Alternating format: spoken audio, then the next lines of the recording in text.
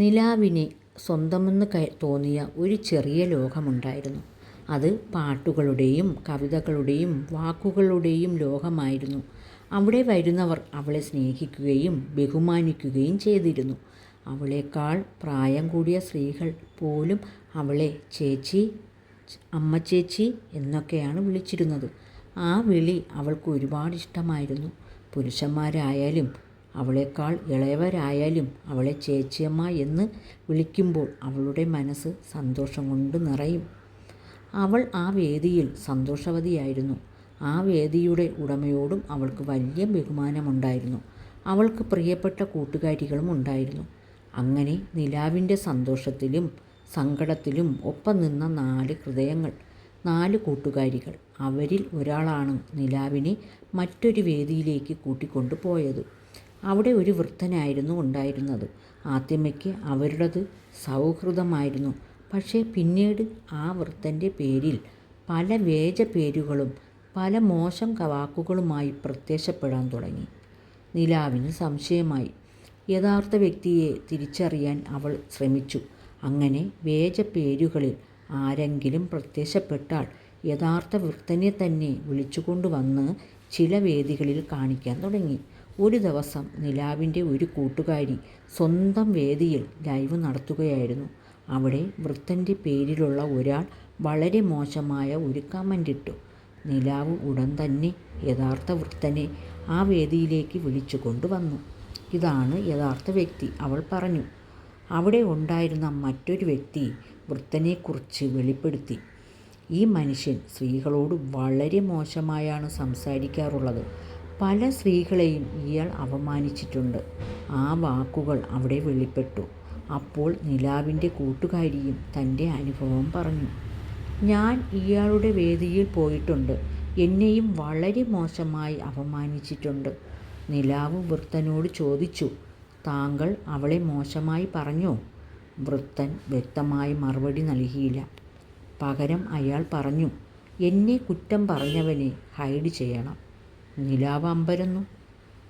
ആ വേദിയുടെ ഉത്തരവാദിത്വം മറ്റൊരാളുടേതായിരുന്നു. അയാളുടെ അനുവാദമില്ലാതെ എങ്ങനെ ഒരാളെ ഹൈഡ് ചെയ്യും? നിലാവ് അത് വ്യക്തമാക്കി. അപ്പോഴാണ് വൃദ്ധൻ നിലാവിനോട് പറഞ്ഞത്, നിലാവേ, നീ ഒന്ന് പോകൂ, എനിക്കിവിടെ വിശദീകരിക്കാനൊന്നുമില്ല.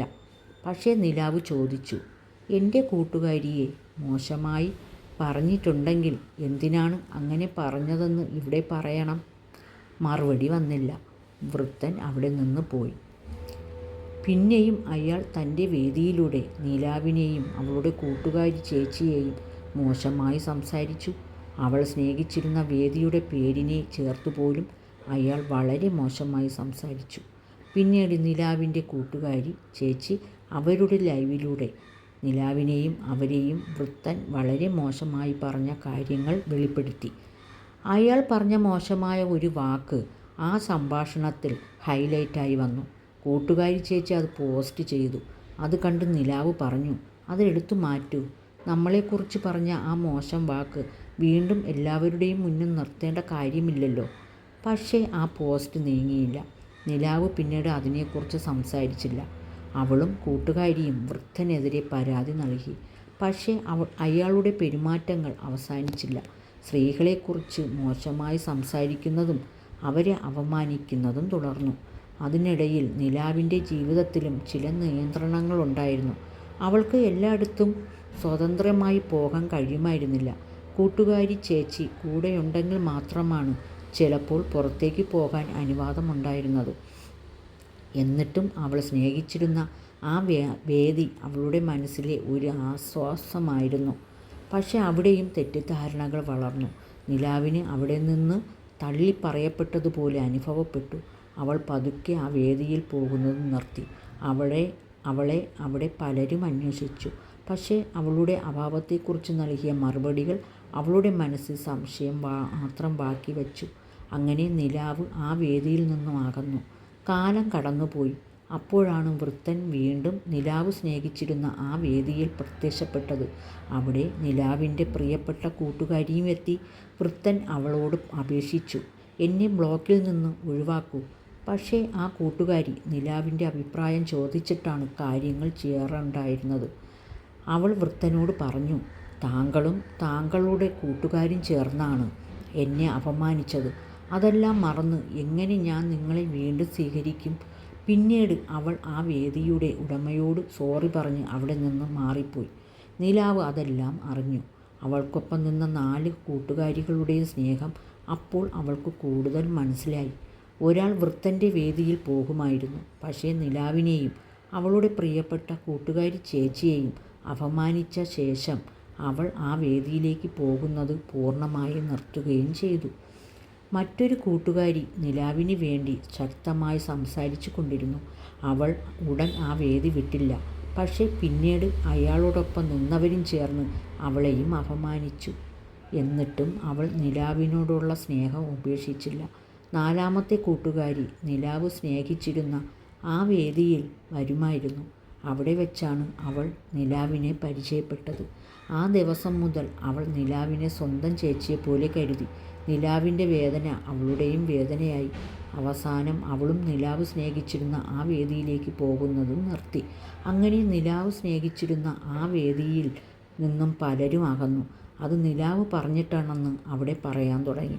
ഒരു ദിവസം മറ്റൊരു വ്യക്തി അവിടെ വന്നു പറഞ്ഞു, നിലാവ് പറഞ്ഞു ഈ വേദിയിൽ വരരുതെന്ന് എന്നോട്. അങ്ങനെ അവൾ പലരോടും പറയുന്നുണ്ട്. അതുകൊണ്ടാണ് ഈ വേദിയിൽ ആൾ കുറഞ്ഞത്. ആ വാക്കുകൾ കേട്ടപ്പോൾ നിലാവ് സ്നേഹിച്ചിരുന്ന ആ വേദി അവളെ തള്ളിപ്പറഞ്ഞതുപോലെ അവൾക്ക് തോന്നി. ആ വേദിയിലെ ആളുടെ വാക്കുകൾ കേട്ടപ്പോൾ നിലാവിൻ്റെ ഹൃദയം തകർന്നു പോയി. അവൾ എല്ലാം കൊണ്ടും വേദനിച്ചു. ഞാൻ ആരെയും പോകരുതെന്ന് പറഞ്ഞിട്ടില്ലല്ലോ. അവൾ കരഞ്ഞു. എന്നെ സ്നേഹിക്കുന്നവർ സ്വന്തം മനസ്സുകൊണ്ടാണ് തീരുമാനങ്ങൾ എടുത്തത്. പക്ഷേ ലോകം അതൊന്നും കേൾക്കാൻ തയ്യാറായിരുന്നില്ല. നിലാവ് തകർന്നു പോയി. അപ്പോഴാണ് അവളുടെ 4 കൂട്ടുകാരികളുടെ സ്നേഹം അവളെ ചേർത്ത് പിടിച്ചത്. ഒരാൾ അവളോട് പറഞ്ഞു, നീ ഒറ്റയ്ക്കല്ല. മറ്റൊരാൾ പറഞ്ഞു, നിന്റെ നന്മ ഞങ്ങൾക്കറിയാം. മറ്റൊരാൾ അവളുടെ വേദന കേട്ട് മിണ്ടാതെ അവളുടെ കൂടെ നിന്നു. മറ്റൊരാൾ അവളെ സ്വന്തം ചേച്ചിയെപ്പോലെ ചേർത്തു പിടിച്ചു. അപ്പോൾ നിലാവ് കണ്ണുനീരിനിടയിലും അവരോട് പറഞ്ഞു, നിങ്ങൾ ആരും എൻ്റെ കാരണമായി ആ വേദിയിലേക്ക് പോകുന്നത് നിർത്തരുത്. ആരും അവിടെ നിന്നും മാറരുത്. അവൾ ആ സന്ദേശം എല്ലാവരിലേക്കും എത്തിച്ചു. തന്നെ തള്ളിപ്പറഞ്ഞ വേദിയിലേക്ക് പോലും തൻ്റെ കൂട്ടുകാരികൾ പോകണമെന്നും അവൾ ആഗ്രഹിച്ചു. അവളുടെ മനസ്സിൽ പക ഉണ്ടായിരുന്നില്ല, വേദന മാത്രമായിരുന്നു. അപ്പോഴാണ് അവൾ തിരിച്ചറിഞ്ഞത്, സ്നേഹം എന്നത് ഒരാൾക്ക് വേണ്ടി ലോകത്തോട് യുദ്ധം ചെയ്യുന്നത് മാത്രമല്ല, ഒരാൾ തകർന്നു പോകുമ്പോൾ അവളെ കുറ്റപ്പെടുത്താതെ ചേർത്ത് പിടിക്കുന്നതും സ്നേഹമാണ്. നിലാവിന് 4 കൂട്ടുകാരികളുണ്ടായിരുന്നു. 4 വഴികളിൽ നിന്നെത്തിയ 4 ഹൃദയങ്ങൾ. ഒരാൾ അവൾക്ക് വേണ്ടി ഒരു വാതിൽ അടച്ചു. ഒരാൾ അവൾക്ക് വേണ്ടി ശബ്ദമുയർത്തി. ഒരാൾ അവളുടെ വേദന കണ്ടപ്പോൾ സ്വന്തം വഴി മാറ്റി. മറ്റൊരാൾ അവളെ സ്വന്തം ചേച്ചിയായി കരുതി. അവൾ നഷ്ടപ്പെടുത്തിയ വേദിയേക്കാൾ വലിയൊരു ലോകം അവരിൽ ലഭിച്ചു. അവൾ ഒരിക്കലും സ്നേഹിച്ചിരുന്ന ആ വേദിയുടെ ഉടമയെക്കുറിച്ച് അവൾ ഒടുവിൽ ഒരു സത്യം മനസ്സിലാക്കി. അയാൾ പക്ഷേ സ്വന്തം കാര്യം നോക്കി മുന്നോട്ട് പോകുന്ന ഒരാളായിരിക്കാം. മറ്റുള്ളവരുടെ പ്രശ്നങ്ങളിൽ ഇടപെടാതെ സ്വന്തം ലോകം മാത്രം നോക്കുന്ന ഒരാൾ. പക്ഷേ നിലാവിൻ്റെ മനസ്സിൽ ഒരു ചോദ്യം ബാക്കി നിന്നു. സഹജീവിയുടെ വേദന കേൾക്കുമ്പോൾ ഒരു നിമിഷം പോലും മനസ്സുരുകണ്ടേ? അവൾ വേദനയോടെ ചിന്തിച്ചു. യന്ത്രത്തിന് പോലും മനുഷ്യൻ്റെ വേദന കേൾക്കുമ്പോൾ പ്രതികരിക്കാൻ കഴിയുന്നു എന്ന് നമുക്ക് തോന്നാറുണ്ട്. എന്നാൽ മനുഷ്യൻ്റെ ഹൃദയം ചിലപ്പോൾ അതിൽ നിശ്ചലമാകുന്നത് എന്തുകൊണ്ടാണ്?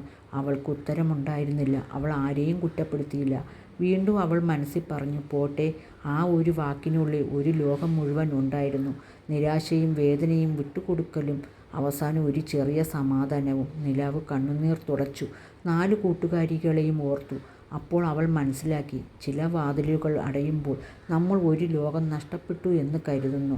പക്ഷേ ചിലപ്പോൾ ആ വാതിലുകൾ അടയുന്നതിലൂടെയാണ് നമ്മുടെ യഥാർത്ഥ മനുഷ്യർ ആരെന്ന് നമുക്ക് കാണാൻ കഴിയുന്നത്. അവൾ വീണ്ടും നടന്നു. മുന്നിൽ നിലാവെളിച്ചം. അവളുടെ കൂടെ 4 സ്നേഹമുള്ള ഹൃദയങ്ങളും.